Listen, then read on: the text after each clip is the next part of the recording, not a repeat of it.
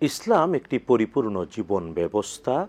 আদ-দীন, কোরআনের ভাষায় ইন্নাদ-দীন ইনদাল্লাহিল ইসলাম, আল্লাহ তাআলার কাছে একমাত্র গ্রহণযোগ্য পূর্ণাঙ্গ জীবন ব্যবস্থা আল ইসলাম। তবে এটাও ভুললে চলবে না, আল ইসলাম হলো ফিতরাতের ধর্ম তথা স্বাভাবিকতার জীবন ব্যবস্থা।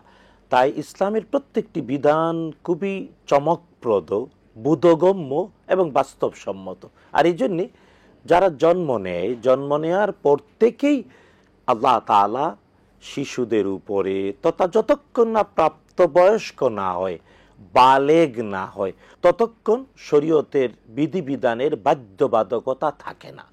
এই জন্যে বালেগ হওয়াটা শরীয়ী বিধিবিধানের বাধ্যবাধকতার পূর্ব শর্ত।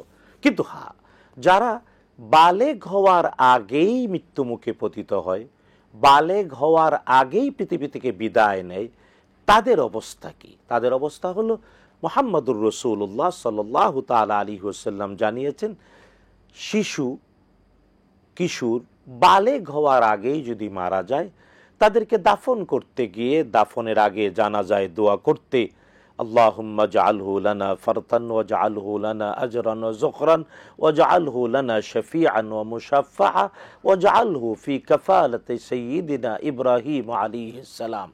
অর্থাৎ শিশুদের, নাবালকদের, কিশোরদের, নাবালকদের অর্থাৎ বালেগ হয় নাই এমন শিশু কিশোর, তাদের জানাজায় এটা বলতে হয়। নবীজি সাল্লাল্লাহু আলাইহি ওয়াসাল্লাম শিখিয়েছেন যে, হে আল্লাহ, তুমি এই নাবালক ছেলে মেয়েকে আমাদের জন্য করো পাথেয়, আমাদের জন্য করো কল্যাণের ঠিকানা, আমাদের জন্য করো সুপারিশকারী, এবং তাদেরকে ইব্রাহিম আলাইহিস সালামের তত্ত্বাবধানে কবুল করো।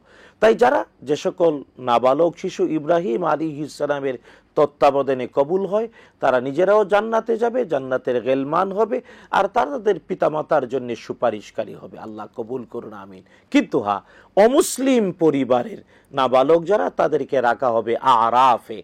আর এই আরাফে যারা থাকবে, তাদের আল্লাহ তাআলা অনুগ্রহ করে জান্নাতেই দেবেন।